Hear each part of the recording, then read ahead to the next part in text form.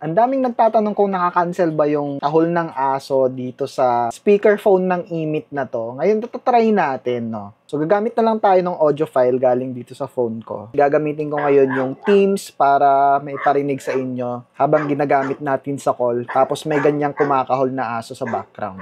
Wait lang, papakita ko lang yung ating Teams, ha? Ayan yung Teams natin. Okay, kita nyo, recording.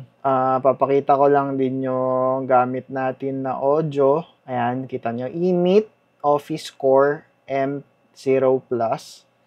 Tapos, speaker tsaka microphone yan. Tapos, yung camera natin, yung C60E. Ayan, yung C60E na camera nila. So, ayan. So, itong naririnig nyo ngayon ay yung mic na nagaling dito sa Emit. Ngayon, i-play natin tong, yung barking dog. Okay? So, i-play ko muna habang hindi ako nagsasalita.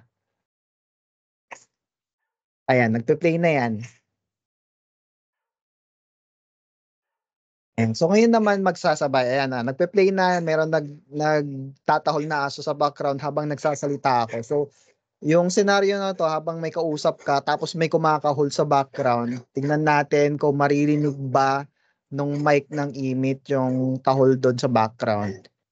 Ayan o. Ayan yung maayos na tahol. Ito yung normal na tahol talaga ng aso dito sa kapitbahay namin. Ito yung mga tahol nila. Ayan o. Ayan yung maayos na tahol.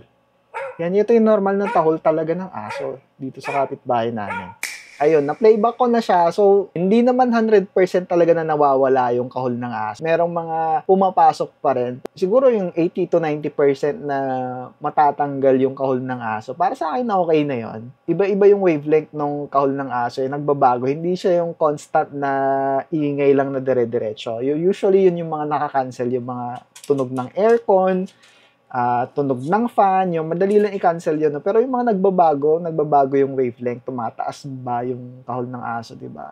Medyo mahihirapan talaga yung mga mic na i-cancel yun.